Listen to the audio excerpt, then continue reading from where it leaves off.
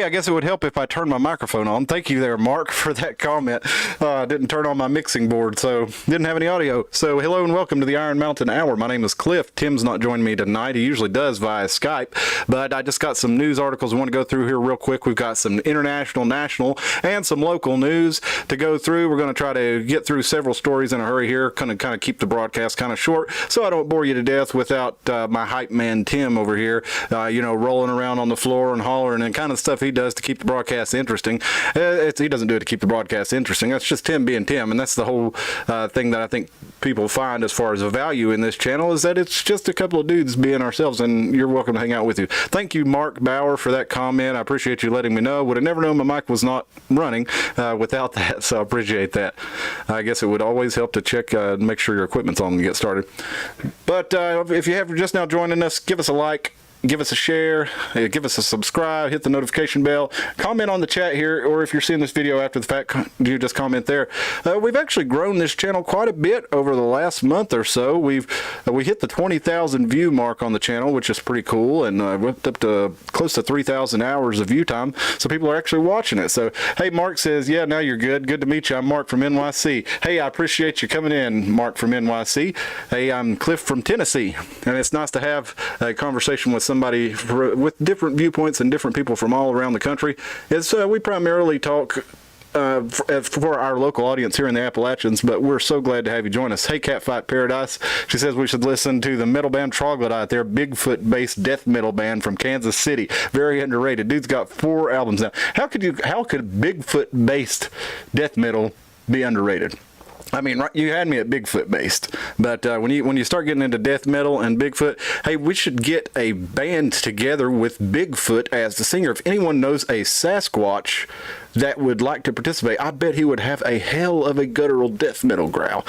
Mark says, y'all still have common sense down there? We done lost it a long time ago, unfortunately.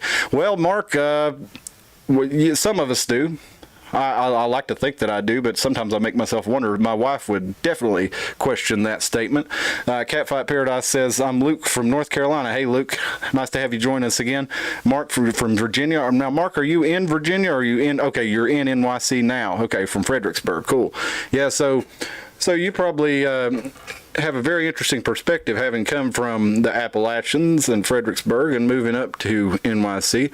And that's good to have you join us so that you can give us a little bit of that. I'm going to go ahead and ask you to, if I didn't already ask, I can't remember, like, share, subscribe, all that good stuff. Hit the notification bell. Join us every Sunday at 10 and every Wednesday night at 10. Sunday, we always do a topic of conversation. Usually we have 2 different topics that we try to get into, and then everything that's adjacent to that. We had somebody complain on the show the other night, like we did a video on feral humans worldwide, and somebody complained, oh, you only talked about feral humans for like 15 minutes. And yeah, at the beginning we talked for 15 minutes, and we got off on to barn stars and a couple other adjacent topics, but we found our way back to feral people, and we talked about that for over an hour. But it is a talk show, so we're going to talk about whatever comes up, and eventually, once I figure out how to do it, I want to have people have the opportunity to call in, especially this lady Marcia, man, that has been commenting on the videos. She's been giving me several very interesting comments on the wild people and the Wild Bluff Screamer, and she's talking about how there's some wild people in the woods where she lives, and that they whistle at her, and that somebody, one of them likes her and stuff. So, Marcia, man, I really want to get a chance to talk to you more. I appreciate you commenting on the video. I hope you see this, and it really would be nice to get you on here. Mark says, definitely happy to, brother. Ask away. And also, what do you think about feral Appalachian people? Yeah, Mark, I don't want to really get into that tonight because we've done 2 videos on it already. If you want to go back and check out episode 3 and episode 32, we did those about feral humans. We'll probably talk about them more in the future, but I have a few specific like news and current event stuff that I really want to get into tonight.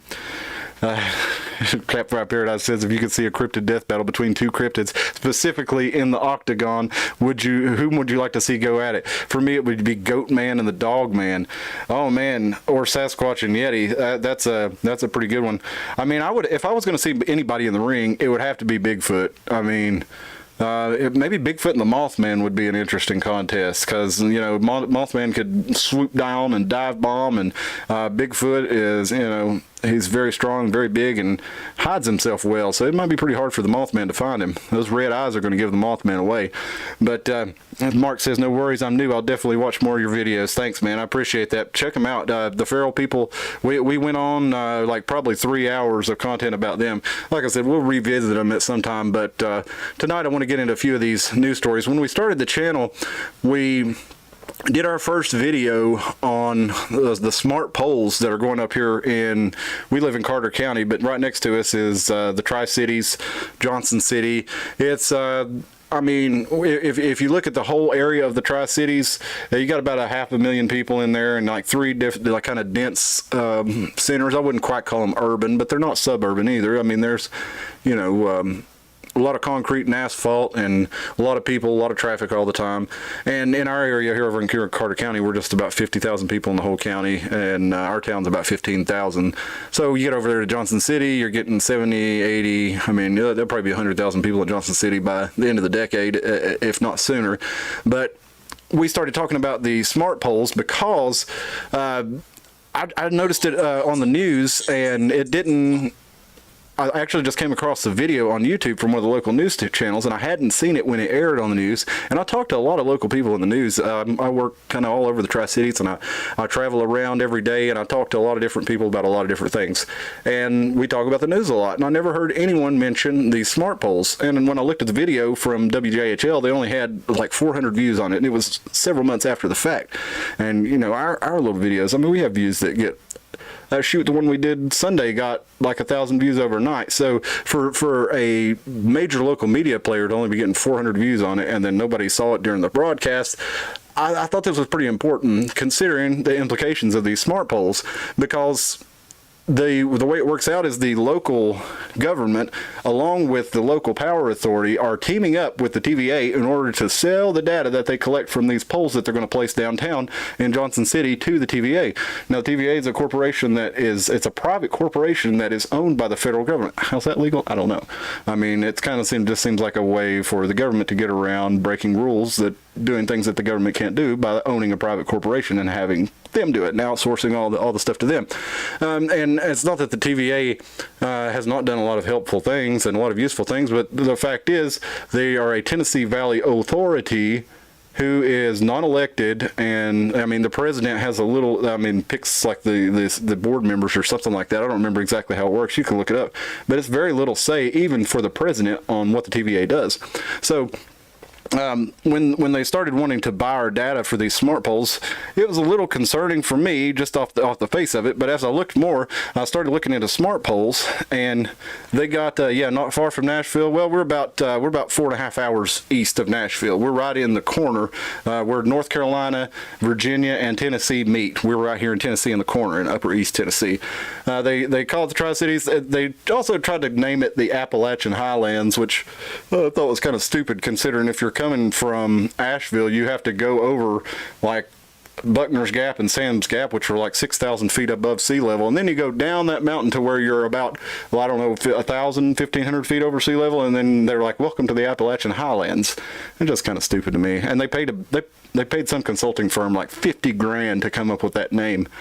One of the craziest things. But so they started talking about these smart poles, and they sold them as a way to prevent crime. And as Tim and I talked about in the earlier videos where we first introduced you to these ideas, they were talking about homeless and how they were, you know, having a video to figure out what to do about the homeless, and then they got these smart poles coming in, and Tim and I came to the conclusion that it seems like part of an effort to basically gentrify downtown Johnson City with all the new money coming in. And you've got kind of a similar theme going on here in Elizabeth and in Bristol with the casino going in Mr. Trump's opportunity zones over there that they started in Bristol. So it's going to be some big changes here in the Tri-Cities, more than likely. As Pumpkin Spice, one of our viewers, said in the video where she talked about that, gird your loins, boys, because some changes are coming. And I think she's right.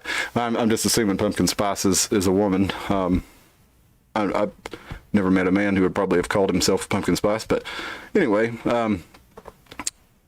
if he does, I guess that's his prerogative. So we talked about these smart poles, and the reason that I bring these up again, is because we have the World Economic Forum meeting in Davos, Switzerland this week, and they're talking about all the things that they want to do to us in order to control us better. And they also, well, before I get into that, let me show you a few things that some of these World Economic Forum members are saying in their video here. This is Klaus Schwab. He's the director of the World Economic Forum, which he's also a former director of the Bilderberg Group, which everybody said for years didn't exist. Well, Klaus is the World Economic Forum founder, which is the public arm of the Bilderberg Group, which everybody admits exists now. But used to, if you were talking about it, they said, "Oh no, it didn't exist. You're a crazy conspiracy theorist. Why are you even talking about this?" Mark says, yeah, Tennessee's one of the fastest growing states in the union, and absolutely. Actually, Tri-Cities had one of the highest, one of the greatest increases as far as property value and the amount of people moving in. We've got people. I deal in. I don't work in real estate, but I work adjacent to real estate, so I see people come in all over the place from, particularly New York, Florida, Ohio, California, Connecticut. A lot of people from Florida are coming over because all the people from New York are moving down to Florida, and the people from Florida are saying, let's get out of here, let's go to Tennessee. These New Yorkers are going to ruin it. But I found a lot of like the people from New York and Connecticut and Ohio were people who had gotten tired of what they felt like was the government going the wrong way in those directions, and that's why they moved to Tennessee. So that's one of the reasons that I'm that I don't really get the logic of some of these city planners and stuff here in the Tri-Cities talking about how we have to make this place more accessible for new people to come in. Hey guys, new people are coming in already. They're coming here because they like it the way it is. That's why I live here, because I like the way it is. I don't need a river park or some other crazy stuff. Mark says they've done that stuff in Virginia already. Yeah, they did. They went in. They put smart meters in our house before we even knew it. We just came home one day and there was a smart meter, and I don't know, if they are bad for you or not. There's a guy who went down to our city council here and said that they hurt you and stuff, and that he wanted him out of here. And I don't know enough about it to say either way, but I don't like the idea that with this smart meter they can basically have implemented digital control, to quote my friend Jekyll from formerly of the band Blastmasters, where they can actually decide if they want to turn off your electricity from the place. They just click a button to turn it off. Nobody has to come out and disconnect anything. Yeah, and they can read the meter from long way. Oh, that's so convenient. I'm not a big fan of that, because they can target you and then remove your electricity based on all kinds of different things, like your environmental, social, governmental score that is going around. It's in Canada. It's moving into lots of places in the U.S. Mark says, or Catfight says, the Yankees need to stay in their lane. They choose their bed. LOL. Yeah, I mean, I met a really good one the other day. Guys from New York. He's like the state. I don't know what he was, but he's like a firearms instructor and archery instructor. He's a really cool dude, and he just was done with the fight up in New York, and I can't blame him. I mean, it seems like he's fighting a losing battle, and do you want to stand up there and stand your ground and definitely get run over, or do you want to go somewhere where you actually have a fighting chance of putting up some kind of resistance against this stuff? And I think he made the right choice. I'm glad to have him, because he's definitely not coming down here and voting for things the way they are in New York, if the vote even matters. Who knows? But one of the reasons that I want to bring up this World Economic Forum is because these guys are wanting to do these smart cities everywhere, and I want to just give you some of their words so you can see what kind of people we're dealing with here. So give me just a second, and I'm going to play this video of Klaus Schwab. He's the founder of the World Economic Forum, former head of the Bilderberg Group. Let me turn on this desktop audio so y'all can hear it, and let's get it over here. Let's see what you got to say, Klaus.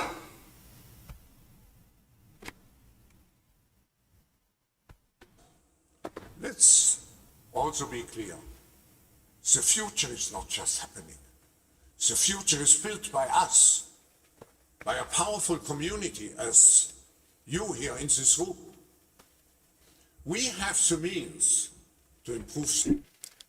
Just look at those eyes. Did you see this? They say a lot of these world leaders and stuff, they try to say they look like lizards and stuff, but look at his eyes when he shows them back up. The states of the world. But two conditions are necessary. The first one is that we act all as stakeholders of larger communities, that we serve not our only self-interests, but we serve the community. That's what we call stakeholder responsibility. And second, that we collaborate. And this is the reason why you find... And I'm not one to make fun of somebody's appearance, but man, look at that fucking nose and hawksbill lip. This guy, it just looks like a predator. And he acts like one too, and he talks like one.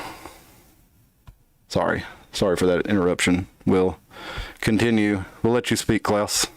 You got your freedom of speech around here. Many opportunities here during the meeting to engage into very action and impact-oriented initiatives to make progress related to specific issues on the global agenda. Yeah. So basically he's saying we control the world. And listen to this last part at the end here. I want you to hear this. And I want to get the words right when I say this. Impact-oriented initiatives. Wait a minute. To make an impact-oriented initiatives. Not far enough. Into very action and impact-oriented initiatives to make progress related to specific issues on the globe. Action and impact related initiative to make progress towards specific initiatives on the globe. So basically a bunch of words saying we need the power to do a bunch of shit that we want to do, make the world the way we want it to do. And these guys are unelected, right? They're basically, I mean, what is it if not fascism? Mussolini said the definition of fascism, he said it should actually more properly be called corporatism, because it's the merger of state and corporate power. And that's pretty much what we have there. Is these guys here, they're setting up initiatives all over the world, including locally in Chattanooga, to set up these smart cities that they can control. And if you have, you know, the proper ideas and the proper government structures, then you can get funding from them and get money from them, and you know, they get their technology and all this stuff. And if you don't, then they don't want you to have that. Mark says, American by birth, Southern by the grace of God, Dio Venus. And Catfight says, damn straight.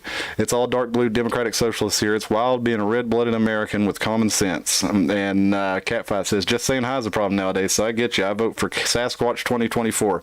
Hey, I see those bumper stickers everywhere. We had a Sasquatch convention here at the Holiday Inn in Johnson City like a few months ago. I wish I'd have known that was happening. It would have been cool to go to and to talk about on the channel for sure. But so if there's any Sasquatch people that know about any Sasquatch related events coming up, I'd love to hear about them. So just Klaus thinks they should control everything. Let's listen real quick to Pfizer CEO Albert Bourla. He's going to be talking about Pfizer's new tech to the Davos crowd. Let me know if this is something that the people who are talking about setting up smart cities to monitor everything that we do and deciding what's acceptable behavior from us and how they're going to reward us. Let's see if you think this is something that something that you want them to have. It is basically a biological chip that it is in the tablet, and once you take the tablet and dissolves into your stomach, sends a signal that you took the tablet. So imagine the applications of that, compliance. The insurance companies to know that the medicines that patients should take, they do take them. It is fascinating what happens in this field. Oh, but it's a conspiracy theory. They don't want to force medicate you. They don't want to drug you. They don't want to track you. No, they just want to give you a pill that you ingest that then sends a signal to them to let you know that you have complied and taken their pill. So yeah, that's this guy's not my doctor. Fuck this guy.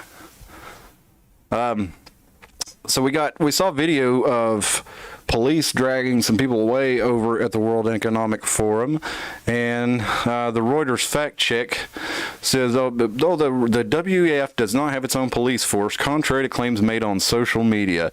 The police badges with a WEF logo are used by local officers to mark the organization's annual carpets.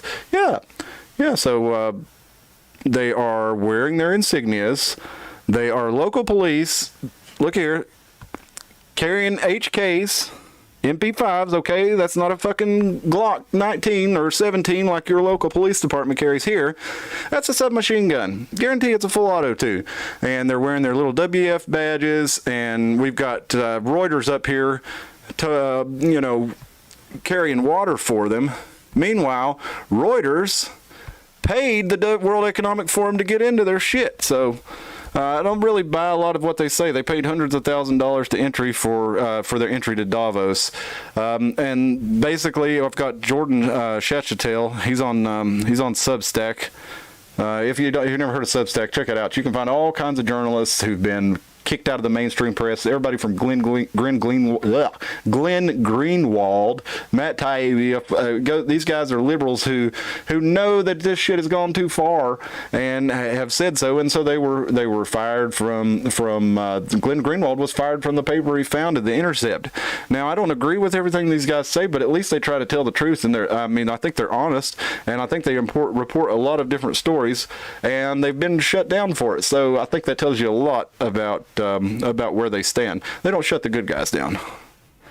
So we got another one here. We saw Albert Bourla and Klaus Schwab, and I've got a video of those two together. Let's see what they're talking about here. With a vaccine, that we knew that there is a very Talking about the vaccine. fanatic group of anti-vaxxers that will go after us no matter what. They will claim that the sun didn't go up because people were vaccinated, and that created issues with the crop, so I'm suing you. And one thing it is to sue you in the U.S. Yeah, because nobody ever pointed at the people who didn't get vaccinated and blamed them for everything under the fucking sun.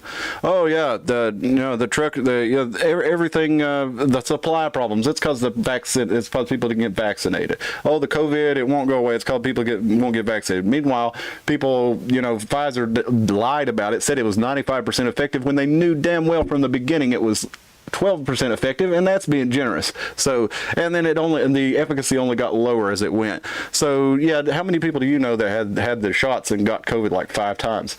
I've seen it a bunch. It happened with a lot of very public figures.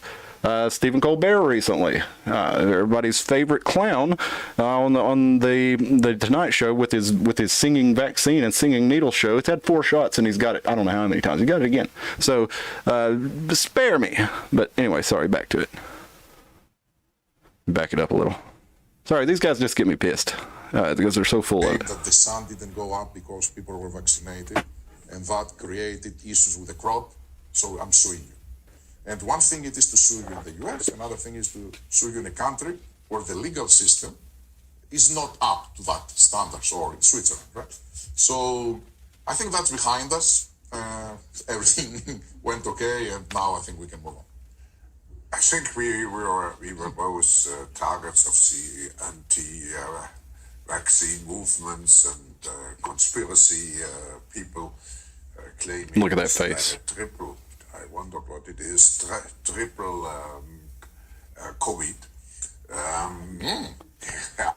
What was it the left-wing journalist said about that kid with the MAGA hat? Like, have you ever seen a more punchable face? Yeah, I have. Right here. Well, I think he got hundreds of thousands of clicks and so on. I know you were also target. I read one day that was arrested by FBI. Yeah, same happened to me. And there are pictures of me and FBI officers. I don't know how. Yeah. I never said. The surprising thing it is that the same publication, I found out because I had published, the previous one that was arrested was the Pope by FBI. So. Yeah, that publication was probably put out by people that you all pay, just like the CIA started the term conspiracy theorists to discredit the people who were trying to shine a light on what happened with Kennedy and how it was not Oswald by himself. They use this term to deride people, and that's just the way that they do it now. They make these fake news publications so they can put out these crazy, that not even conspiracy theories, because conspiracy theorists aren't even really saying these things. And they show that, for example, Bourla being let off. Okay, I guarantee you that, in my opinion, I guess I should say, to hedge it a little bit and be careful here, but in my opinion, somebody like Bourla is going to gladly pay to have a publication like that made so he can make fun of it and point to it as how ridiculous people are when they're making valid claims against him. Well, ridiculous, yeah. So we are good company. At least I was in good company. Yeah. But yeah, you're in good company, all right. You'll be in good company in hell or wherever you both end up. Got one more thing here on, this is Lori Goldstein. The World Economic Forum is not our friend. She says, I guess he says,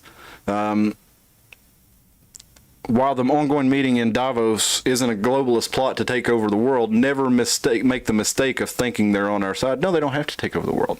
They've already got their influential people, as Klaus Schwab said. They've captured cabinet members in places like Canada, Australia, New Zealand, all over the world. And they've got guys like Dan Crenshaw and Tulsi Gabbard, gosh, I'm drawing a blank now, but look up World Economic Forum young global leaders. Bill Gates was one of those guys. It's like a who's who of who's calling the shots in the world and who is really screwing things up. Now, just go ahead and look that up, and if you're interested in that, you can find all kinds of stuff on it, and you can also look at that what you call it, the guest list there. Let's see here. We got a lot of stuff going on in the chat while I was on my rant here. Yep. Most people think the fascism comes from the right. It's usually universal from the extreme left. I mean, really, whether or not whether it's corporations doing it or whether it's government doing it, whether you're far left or far right, either way, you end up with, starvation in one case, and then you got gas chambers on the other side. But either way, you've got barbed wire fences and machine guns and people telling you what the fuck to do all the time. Mark says, I have a degree in American history. So you might be an interesting guest on us. Is that your major there, Mark? Or Cat Paradise, there was a Sasquatch festival in North Carolina a week or so ago. I unfortunately could not go because of work. Yeah, Hitler, it says, was very leftist in comparison today. I mean, it was the National Socialist Workers' Party, but it was kind of, it did believe in a lot of government power, but they exercised it through corporations. So, really, it's a blend. Who cares if you call it the far left or far right? You got fucking barbed wire fences and gas chambers and concentration camps. Who cares? The fact is, those extreme stuff will go either way. And I think that the whole left and right wing is like kind of a misnomer anyway, because how do you even view it? To some people, to me, like right wing means less government and left wing means more government. But other people will say that a Christian, let's say a Republican wanting to go to war is right wing. Well, to me, that's more government. To me, war is a left-wing position. Or they'll say that, decriminalizing drugs is a left-wing position. That's less government in the picture. That sounds like right-wing. So it's all bullshit. It's all divided up to get us fighting with one another and, feel like, because I support legalization of marijuana, then I must have to get together with somebody who supports, universal health care or, whatever it is they're wanting to fund in the schools, the crazy stuff these days, but it's to try to group us into groups. Yeah, and Mark and Catfight, they're talking about MK Ultra and Operation Paperclip. We did an episode on that. I think it was episode 33, Monarchs, Mind Control, the Ministry of Truth, and all those things. And they did call back the Ministry of Truth for now. The lady Nina Jankowicz that was supposed to head the thing, she made quite a stir with some of her crazy videos and some of her positions on government censorship. And then I saw Republicans, like I think it was it Darrell Issa? I don't want to say because I don't remember exactly, but it was a Republican after the Ministry of Truth, as they were calling it, the Disinformation Bureau got shut down, and Jankowicz resigned from the Department of Homeland Security. Who was going to run this thing? They were going to have this show tune singing woman, which who cares about her singing? I really don't care. She's a theater major, fine, whatever. But they're going to have her run the Department of Homeland Security Disinformation Board while she has been spreading disinformation for the last few years. She never even. The whole. I'm sure if you're watching this channel, you're probably informed enough to know the whole Trump Russia thing was a disinformation plot planted by. It wasn't just the Clinton campaign. It was the deep state, as it were, the executive or the administrative state. Jimmy Carter started the Senior Executive Services in 1978, and the whole place has gone downhill since then, because that's when we got into rule by administration. So I think that's a really important thing to look at, the Senior Executive Services. We don't have time to get into that tonight. It's going to be a short show. We've been going 30 minutes already. Let's get into the next story, the Pandemic Treaty. And we're going to start with an ABC 10 article, fact check. This is a local story. I think this is from Sacramento, about how no pandemic treaty would not give WHO control. Here we got a couple more here from Mark. He says he has a bachelor's at Rutgers in American history and sociology with a prominent focus on American Civil War and the antebellum South, as well as 20th century political side. Well, that ought to be interesting to have you on board for some of these conversations, Mark. Thank you for joining us. President George Washington's only parting device to the nation: don't split into parties. Yeah, exactly. He said that's how you destroy the nation. And what did they do? Yeah. Oh, yeah. Mark, listen, that advice lasted all of about 4 years. Yeah, it was right after that. My wise man. Hey, there's a channel that I follow, that I listen to at work for podcasts called Quite Frankly. You can check him out at quitefrankly.tv. He's been doing a really cool thing on Friday nights where him and his buddy Matt get into George Washington wrote a book when he was 14 years old about etiquette and how to be, a gentleman. And reading some of those rules was really cool. So check that out. Mark Catfight says, do you think Sasquatch would vote Democrat or Republican or maybe the Green Party? I think Sasquatch probably would not get involved, or he would not get involved with other country affairs. I think he would be either a libertarian or an anarchist. The way he stays away from everybody, I don't think he would want to vote. I definitely wouldn't want to pick a ruler over himself. And so I can sympathize with Sasquatch on that, or empathize rather. This fact checked here. No, the pandemic treaty would not give WHO control over governments during a global health crisis. Now, if you haven't been paying attention to this, it's kind of not really been reported that much unless you're into what they call alternative media, or a lot of times it's right-wing media, they call it. But to me, if you could verify what's being reported, who cares what it's coming from? I read everybody. Dude, I read freaking NPR.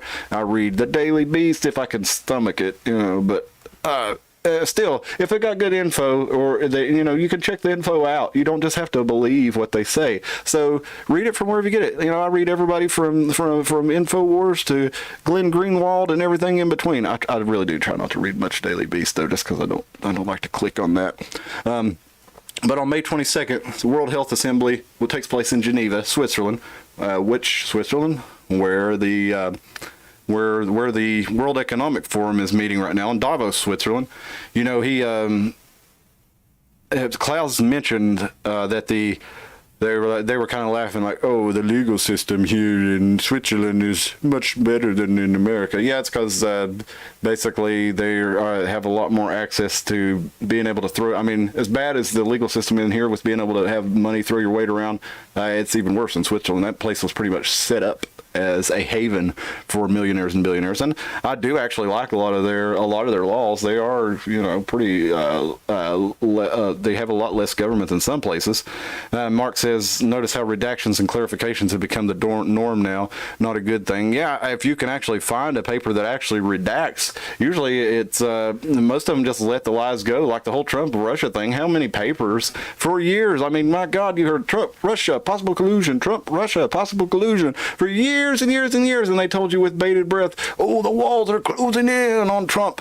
Will he be able to blah blah blah blah blah blah. They even started they laundered the disinformation through the media in order for the FBI and CIA, who were working with the Clinton campaign, to get a warrant. Okay, so it's all fake. They knew it was fake, and they still keep reporting it, and nobody's retracted it, and they call us crazy for mentioning it. Now, I'm not like one of these ardent Trump supporters. To be honest, he let me down a lot. A lot. But he did a lot of things that I liked too. Maybe 50-60% of the time I agreed with him, but that's more than most of the presidents that we've had. But one of the things that I really did disagree with him on was the bump stock ban after the Vegas shooting. Hey, how about find out who actually did that and who they were connected to, instead of banning our fucking range toys. But then Donald Trump, we'll get into him a little bit later. Sorry, I'm getting ahead of myself. I want to get back into this World Health Assembly real quick. They're meeting to discuss current and future priorities for public health issues of global importance. And this comes in the wake, of course, of the declared pandemic of 2020. On the agenda is a U.S. proposed change to international health rules. These set the standards for all countries to have the ability to detect, assess, report, and respond to public health events. They say no, this story is about saying that, oh, it's really nothing to worry about. And they show this tweet from the Southerneer who says, if the WHO pandemic treaty is signed, your vote will never, ever count again. And they've got, some right-wingers or supposed right-wingers like Steve Bannon. I mean, he's a populist dude, is for like taxing the rich, and I think maybe even universal basic income. That's not a right-wing position if we're going by the definition of right-wing that we talked about earlier. And somebody like Michelle Bachmann, you could say that she's right-wing. But they say several verified viewers asked us to look into what powers the WHO would have should the amendments pass. And the pandemic treaty, as it's called, would provide control over governments during a global crisis. And it says no, the WHO would not have control over governments during a global health crisis. The amendments to the international health regulations would allow WHO member countries to share data and better prepare for future pandemics, but preserve the authority of individual countries. Now, here's the thing. Yeah, these individual countries are going to voluntarily sign on to this treaty, right? So that's where bump stocks are garbage anyway, but no, you say Trump was awesome except when he spoke. Man, I loved when he spoke. That was my favorite part. Oh, but bump stocks are garbage. Yeah, they're a range toy. But they were legal, and then the ATF banned them without passing a law, and now we all have to follow that. So that's some bullshit, Mark. You got to admit that's bullshit. I mean, I never had a bump stock, never cared for one. I mean, you could bump fire with your freaking finger, hold your finger stiff and pull the gun for it. It's not hard. You don't need a bump stock to do that. But still, the fact was they actually went through the ATF and got that item cleared and got that approved to sell it. And a lot of people probably invested a lot of money in those things and then had them pulled off the market without a law being passed or anything. So that's why it's bullshit in my opinion. But back to the WHO. During a World Health Organization special session on December 2021, member states agreed to create a plan that would help prepare for future pandemics. So they are staying autonomous, but by signing this, they're all agreeing to follow these guidelines. Okay, so even if they are still technically autonomous, they've all agreed that these are the things they're going to do. They're going to track and trace you. They're going to shut down borders. They're going to quarantine you. Now, this is something they're all agreeing to. Now, because we voluntarily sign this thing, they can say, "Oh yeah, you still have your autonomy because you've entered into it agreeingly." Entered into it knowingly, but we didn't do that. And our representatives, are they even going to vote for it, or is Joe Biden just going to sign the damn thing? I'd say more than likely that's what it is. I don't think that would go through the Senate, and the Senate's supposed to ratify any treaties, right, Mark? I mean, you could tell us that. I'm pretty sure the Senate has to ratify. I think even with 2/3 or maybe a 60% majority, they have to, and it may even be 2/3, that they have to actually ratify these treaties before they can go on.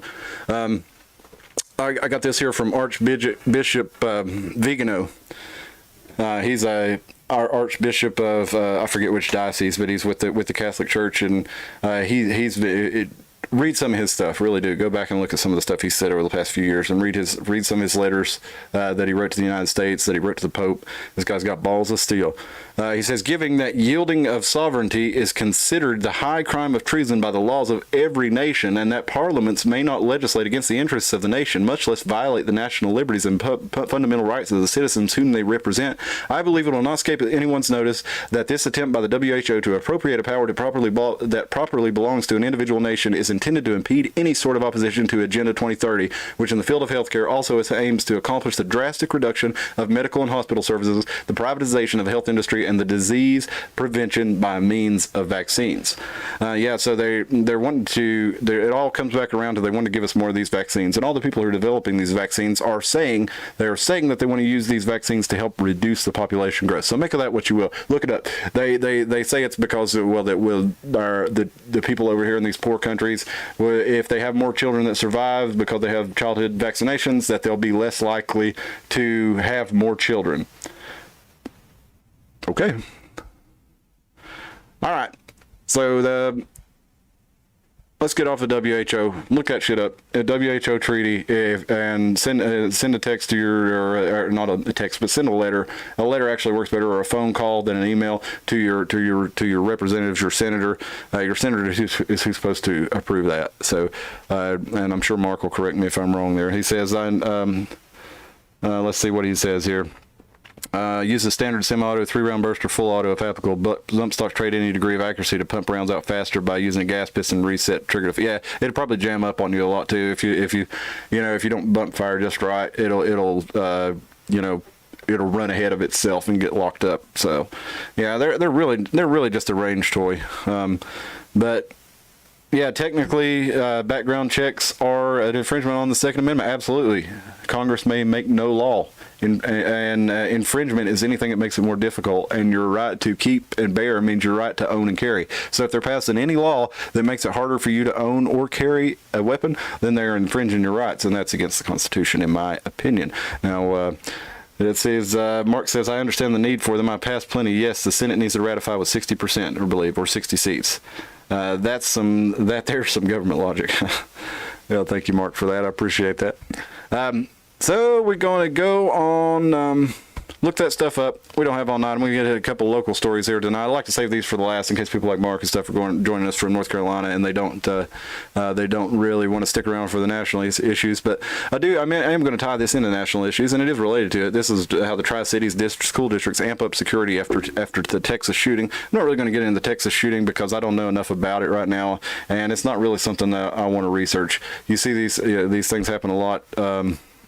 Too much, really, and there's a lot of very similar things about a lot of them. So this here in the Tri-Cities, they are having an increased presence. Last night at 10, Major Rice and I are communicating to make sure we do just that to make families feel safe and aware that we are paying attention, said Greg Wallace, the supervisor of state and safety and mental health for Johnson City Schools. So they are, putting in extra security resource, security officers. Let me ask you something. All the money that they spend on the schools, they're buying all these smart boards and Chromebooks and all this stuff. Well, meanwhile, the test scores are going down, and they can't put a fucking police officer in the school, or at least allow the teachers to be armed, and if they're trained or whatever. Who has a problem with that? I personally don't. I'd much rather have my kid's principal be armed than face some crazy intruder and trying to lock everybody in and have no way to actually stop them if they came in armed. So here we got a story in Middle Tennessee from WJHL. Imagine what could have happened. Middle Tennessee school staff members tackle intruder, forcing him to the ground. So you had in Inglewood Elementary School in Nashville, this guy was messing around the schoolyard, and he started trying to come in. And luckily, these three ladies, these heroic ladies, were able to stop this man and stop him from getting into the school. They tackled him and took him down. Here they are. Let's everybody give a hand for those heroes. They're awesome. But listen, look, you got one of them got an injured arm, and both of them, it looks like they all three got injured. So I would much rather have one of those ladies trained and able to defend those kids than have to just wrestle on the ground with some guy that's way stronger than them and get help. And luckily they did eventually get to him, but I think there's much better ways for that to handle. Like, for example, have a school resource officer. Why can't you have one in every school? If you're not going to allow the principal and teachers to be able to protect the children, let's at least have a cop around. Oh, I meant to show you this, man. Okay, so to backtrack a little bit before we get back onto that, let's do this. Let's go over to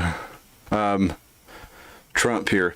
He says America needs real solutions and real leaderships in this moment. He's talking about the Texas shooting, not politicians and partisanship. That's why I will keep my longtime commitment and speak in Texas at the NRA convention and deliver an important address to America. In the meantime, we'll all continue to pray for the victims, their families, and the entire nation. We are all in this together. And he put that on Truth Social. And speaking of Trump, one of the things that I think is really awesome that he's been doing, he's banned from Twitter. So to retweet, here's what he's been doing. He's been printing out the tweets and then sending them in the mail to people with a personalized signed note. So you can't stop the signal, and you especially can't stop Trump. But he says, he's talking about going to the NRA convention and deliver an important address to America, and he says we need politicians and not politicians partisanship. That's kind of what gun control advocates say whenever they get together after some sort of tragedy to try to use it in order to take our rights.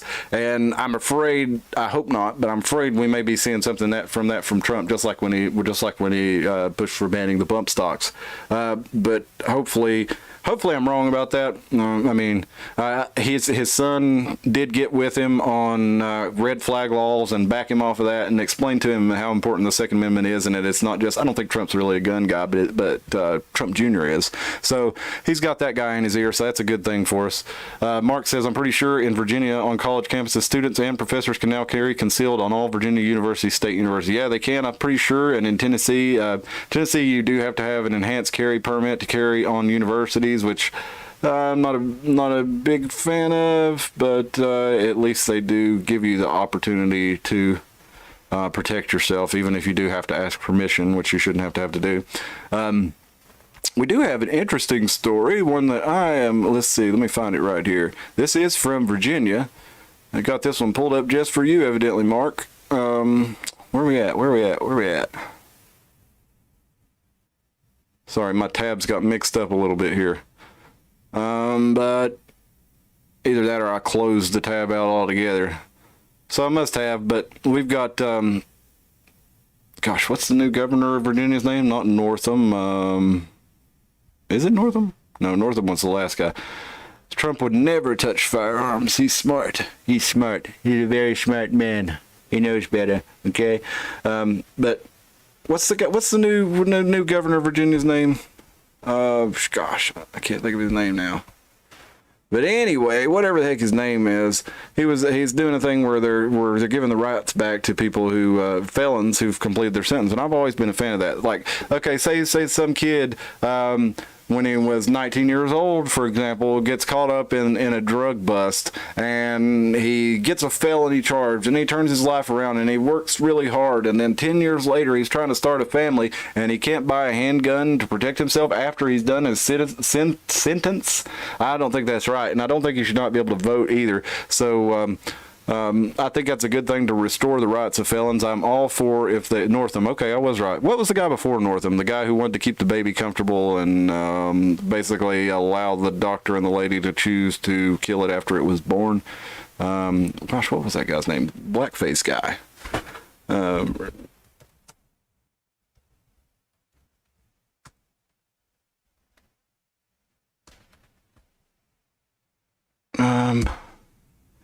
Ralph Northam, Glenn Youngkin, that's the new guy. Northam, yeah, Youngkin. I thought Northam was the last guy. Youngkin, that's the new guy. So he did the thing where they're actually restoring the rights to some of the place. So I'm glad to hear that. That's the kind of thing I'd like to see. I don't know. The article actually didn't specify if it included firearms right, but it should. People have served their time. Give them a freaking break.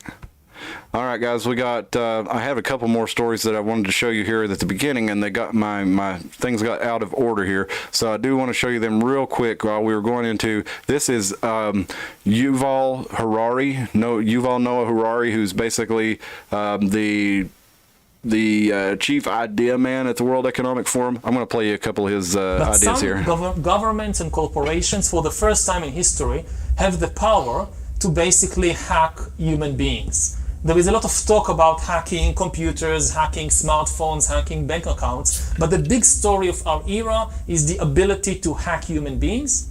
And by this I mean that if you have enough data and you have enough computing power, you can understand people better than they understand themselves, and then you can manipulate them in ways which were previously impossible. And in such a situation, the old democratic system stopped functioning. We need to reinvent democracy for this new era in which humans are now hackable animals. You know, the whole idea that humans have, you know, they have this soul or spirit and they have free will and nobody knows what's happening inside me. So whatever I choose, whether in the election or whether in the supermarket, this is my free will, that's over. We need to come to terms with the fact that, but again, this is where philosophy meets computer science and biology. But some government. This is the guy that wants to be able to set the policies that control your life. He wants all the governments over the world to take his ideas and implement them, and he works with side by side with Klaus Schwab and all their young global leaders and all their captured cabinets all over the world. Look up some more stuff that Yuval Harari says, and see if that's the kind of guy that you want making decisions for you. Let's look at one more from Yuval here. Yuval. The really big thing is hacking human beings. To hack human beings, you need a lot of biological knowledge, a lot of computing power, and especially a lot of data. If you have enough data about me and enough computing power and biological knowledge, you can hack my body, my brain, my life. You can reach a point when you know me better than I know myself. And he's advocating for governments and corporations to have that kind of power. And once you reach that point, and we are very close to that point, then democracy, the free market as we have, and actually all political systems, also authoritarian regimes, we have no idea what happens once you pass that point. The really big I'll tell you what happens. You get authoritarian regimes. Is this guy so fucking dense he doesn't realize he is advocating an authoritarian regime? That's exactly what he's asking. I don't think he's that dense. He knows exactly what he's doing. But anyway, that's that. I meant to show you that earlier, and we were going to close out on this thing here with the responses to the shooting. I'm glad that our local areas are doing this, but I think do we really want to wait? I mean, we got my kids' school. They've got security resource officers there every day, so we don't really have that issue here. But I mean, do we really want to wait? Why would? Of course, then you had that one where the security guard freaking ran down in Florida. So that not necessarily a fix all, but at least you are, thinking about it. And again, I think that. That letting the teachers be able to defend themselves is an important thing. I think that's more the way that we should go. Hey, Mark says, Youngkin, that's right. I'd like to see him run for president one day. Sorry, I'll stop distracting you. My fault. He's a Rand Corporation dude, man. I mean, he might be all right, but I don't know. Mark says, a new world order. Yeah, you're right. I got to go. Good talking to you, brother. Hey, good talking to you too, Mark. Hey, join us again. Hey, Marcia, if you're out there, send me an email at theironmountainhour@gmail.com so we can talk about these crazy or these people that are following you around the woods whistling. Hey, Cat5 Paradise, Mark, thank you for joining me at the conversation tonight. Everybody, it's been nice talking to you. We'll see you on Sunday with Tim and Dustin when we're going to get into a little bit of different topic. And we've done a little bit of creepy stuff last few times, so we're going to switch it up and kind of get into some more sci-fi shit. So I guess we will see you on Sunday at 10 p.m. Hope to see you live. Hope you join us again, Mark. Thank you. Hey, y'all take care. We'll see you Sunday. Bye.